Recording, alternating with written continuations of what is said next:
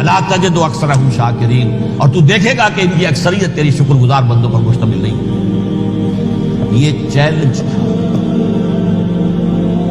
اور ایک چھوٹا سا چیلنج جو سورہ صاد میں آیا ہے، اور یہاں تو اس نے اللہ کے جلال کی قسم کھا کر کہا قال فبعزتک لأغوینہم اجمعین، اے رب تیری عزت تیرے جلال کی قسم ہے میں ان سب کو گمراہ کر کے چھوڑوں گا، الا عبادک منہم المخلصین، سوائے ان میں سے وہ کچھ لوگ جنہیں تو خالص اپنا بندہ بنا لے، جنہیں تو اپنا بندہ بنا لے، مخلص، مخلص نہیں، مخلص یہ مفعول ہے، فاعل نہیں ہے، جسے تو بنا لے۔ بعض لوگوں کو اللہ چن لیتا ہے، هو اجتباکم، تمہیں چن لیا ہے، استفاء، اجتباء، وہ بچیں گے جن کو تو اپنی خاص امان میں لے لے گا، باقی میں سب کو گمراہ کر کے چھوڑوں۔ یہ ہے اصل دنیا میں نوع انسانی کا ابدی دشمن، ازلی سے ابدی تک۔ اور اس میں نوٹ کیجئے کہ اس کی اصل بنیاد کیا ہوئی؟ دو لفظ، تکبر اور حسد۔ استکبرا، تکبر کیا، انا خیر منہ، میں اس سے بہتر ہوں۔ یہ ساری بس کی گانٹھ یہی ہے، سب سے بڑی گمراہی کی وجہ یہی ہے۔ اسی لیے کہا ہے حدیث میں لن يدخل الجنہ من کان فی قلبہ مثقال حبۃ من کبر، جنت میں ہرگز وہ شخص کبھی بھی داخل نہیں ہو سکے گا جس کے دل میں رائے کے دانے کے برابر بھی کبر۔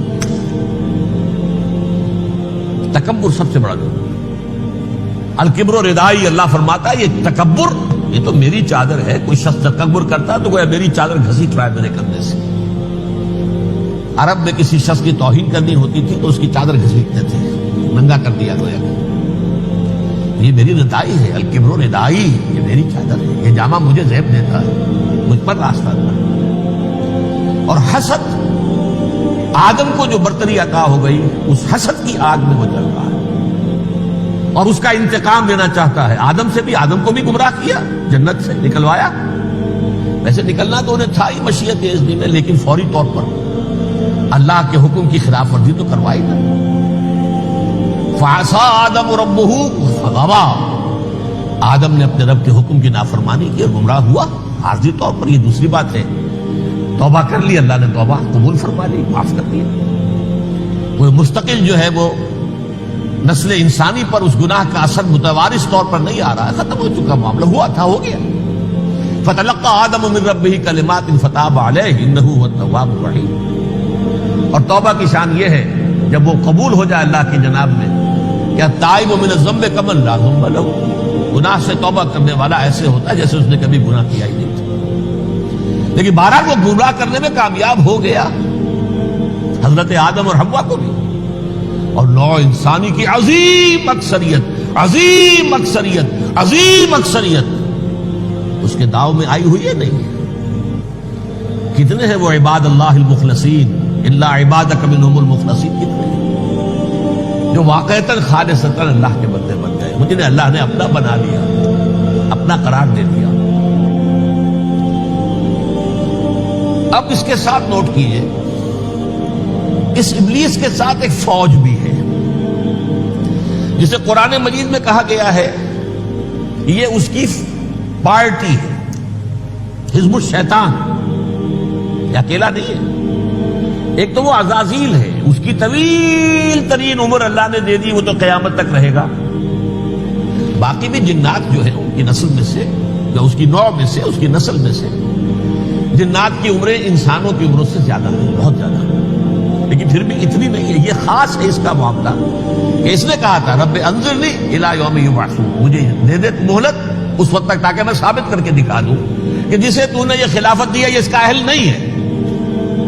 Let me prove this point, ولا تجد اکثرہم شاکرین، تو ان کی اکثریت کو شکر گزار نہیں پائے گا۔ وہ ابلیس جو ہے وہ ریکروٹ کرتا ہے اپنے فوجی، اول تو خود جنات میں سے جو اس کے نمبر 1 لشکری ہے۔ قرآن مجید میں اس کا اشارہ دیا گیا ہے انہو یراکم ہوا وقبیلہ من حیث لا ترونہم۔ دیکھو لوگو، اے انسانوں، وہ ابلیس لعین عزازیل اور جو اس کی قبیلے کے لوگ ہیں، جنات ہیں، وہ تمہیں وہاں سے دیکھتے ہیں اور تاکتے ہیں اور حملہ کرتے ہیں جہاں سے تم انہیں نہیں دیکھتے. وہ غیر مرئی ہیں، انویزیبل ہیں، تمہیں نظر نہیں آتے. ویزیبل دشمن کا وار تو روک لو گے، انویزیبل کا کیسے روکو گے؟ انہو یراکم ہوا وقبیلہ، اکیلا ہی نہیں ہے وہ تو تمہیں تاکتا ہے، تم پر حملہ کرتا ہے، گھات میں لگ کر جو ہے تمہارے اوپر حملہ کرتا ہے، وہ بھی اور اس کے ساتھ اس کے قبیلے کے لوگ جنات بھی، من حیث لا ترونہم، جہاں سے کہ تم انہیں نہیں دیکھتے. لیکن اس کے علاوہ وہ انسانوں میں سے بھی ریکریوٹ، رنگ روٹ وہ جو ہے ان کو اپنے پاس رکھتا ہے فوج کے اندر. اس کی سب سے بڑی مثال کیا ہے؟ سورہ مجادلہ میں اللہ تعالیٰ نے منافق، حالانکہ وہ کون تھے؟ بظاہر حضور کا کلمہ پڑھنے والے، حضور کے پیچھے نماز پڑھنے والے.